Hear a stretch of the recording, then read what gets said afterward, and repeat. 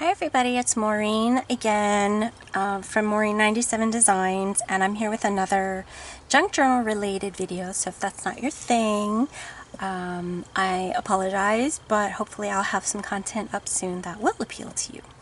If you're still hanging around, thank you. So recently I've gotten back into making junk journals, and I have this sort of category obsession with snippet rules now. And what happened was, in one of the Facebook groups I'm in, somebody posted a snippet rule and I hadn't seen one before, and I just thought, wow, that is awesome. So of course I immediately had to head off to YouTube and search for snippet rules and how to use them, how to make them, what they are, etc. So now I'm just obsessed with making and using snippet rules. Basically what a snippet rule is it's got some sort of a base that you attach all your snippets, which are little odds and ends of things that you use when making your junk journals. For instance, like fabrics, lace, there's some tulle here, ribbons, anything you want you can use.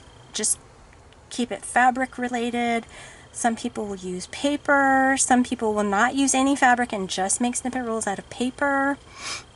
It's a really free style craft, so I think that's one of the reasons why I'm really obsessed with it, because it's so easy but super fun, and the results I think are totally worth whatever time it takes. It doesn't take too long to make them for me, but I think the end result is really nice.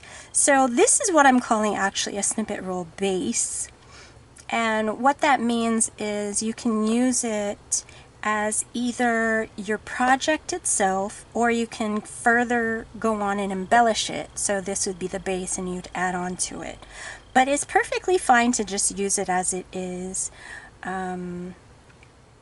And so I made this really long snippet roll, and I decided, okay, I'm really happy with how this came out, so I'm going to put it up in my Etsy shop. So I actually have a few listed in my Etsy shop. They look like this when they're all rolled up. These are approximately 2 to 2.5 inches wide, and they're 24 inches long, and then they're tied with a little ribbon that of course you can cut up and use in your snippet rolls if you make them, to further embellish your snippet rolls or in your junk journals or whatever. They're all different, of course, because I'm not, going according to some formula when I'm making these. So what I did was I used this is a bed sheet cut up into strips. Ripped up into strips. I ripped it up, and then I put some lace and whatever other kinds of things I like. I don't actually have a lot of snippets, so I made my own snippets. So these are like faux snippets. I got laces and fabrics and things and trimmed them into tiny pieces and sewed them into my base. So what do you do with a snippet roll? There are actually a lot of things you can do with a snippet roll. You can actually use it just as it is, and you can wrap it around something. For instance, I have this little matchbox I made. I didn't wrap it all the way around because I want the bottom to be flat.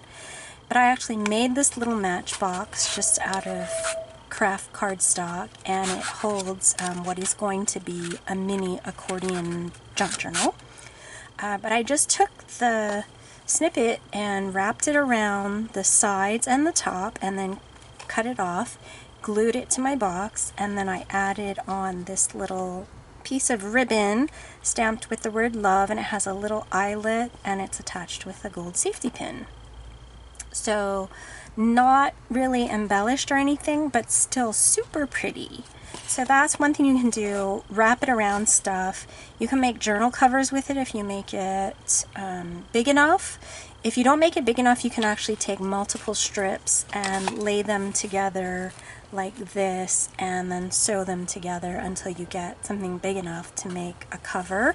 You can use them as belly bands in your journals. you just attach them to a page and then you can tuck things in there. You can use them as tuck spots, and I made a couple that you can use as tuck spots. Well, let me just show you, because they are not specific categories that I made them necessarily for, except for this little circle one. So what I did was I just punched a 1/2-inch circle out of a heavyweight cardstock, and then I used it as a template to cut my snippet roll. I added some seed beads. I stitched around the edge with a dark brown thread, and then I added a brown button with some crochet thread. And what I actually intended for this is, if you get an envelope that you're putting in your journal, I like to put things on the flap as sort of like, almost like a seal when you're sending mail and you put a seal, either like a wax seal or a sticker.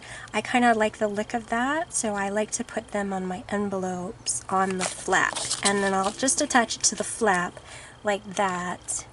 And then so you, of course, you can still open it up and slip things in and out of the envelope. But it kind of looks like it's a closure, and depending how heavy you make it, it can actually keep your envelope flap down. A lot of times when we tea dye things or coffee dye things, they get kind of crinkly and don't want to stay flat. So sometimes these little snippet pieces can help to weight that down and keep it closed. So that's one. And then I have these two, which are made out of tickets, die cuts. I simply cut a heavyweight cardstock with a ticket die that I had. Makes these fun little edges and the little notched corners. And then underneath is actually just a tiny piece of my snippet roll.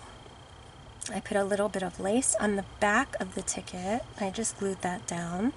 Then I did another little piece of ribbon stamped with the word dream, and then I stitched that and the snippet piece down, and then behind there I attached this button.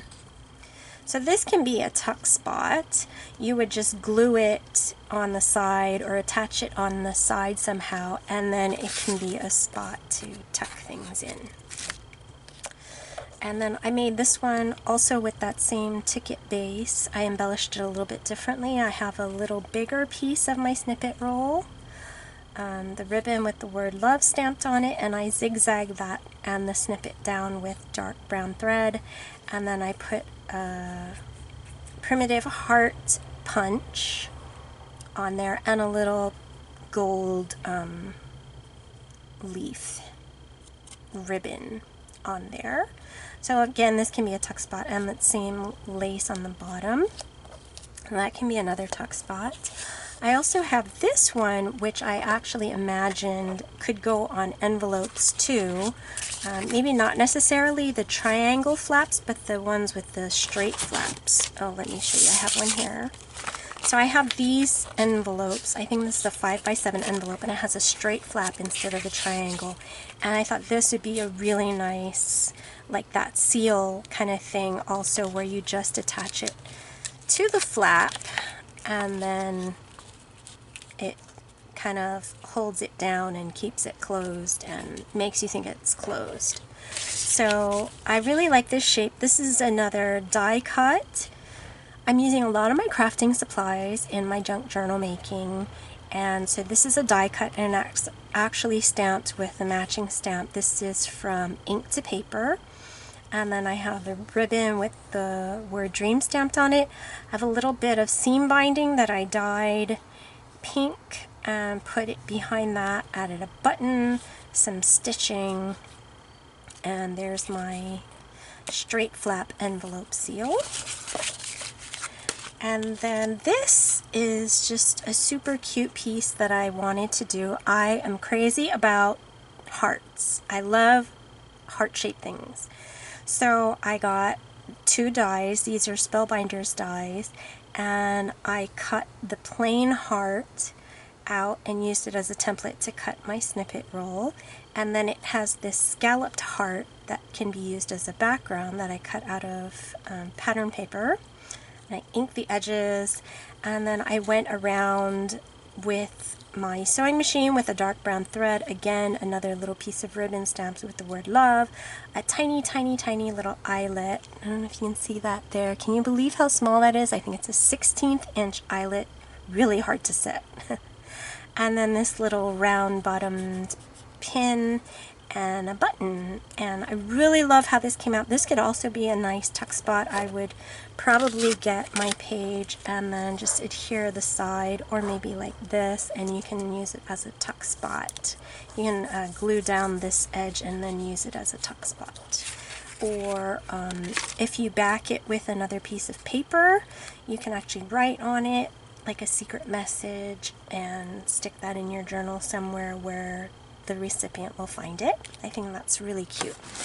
And then finally I made this tag embellished. It's a tag pocket actually, and it's embellished with the snippet roll down here. I just cut a little diagonal piece of it, and then I trimmed it down slightly to fit the width of this tag. This is a Tim Holtz tag.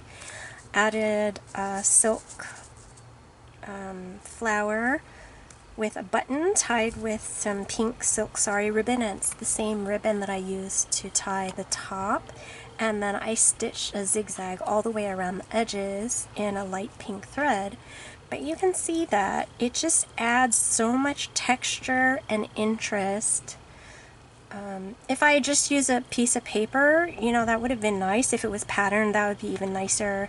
But having this snippet roll, I love the combination of material and paper in junk journals, and so I really love how these snippet roll pieces enhance whatever you're making, whatever you put them on, because they have so much texture and interesting stuff to look at. This even has a piece of velvet rickrack and some gathered ribbon and all kinds of laces and materials, and I just love it. So like I said, really versatile. You can see I made all of these projects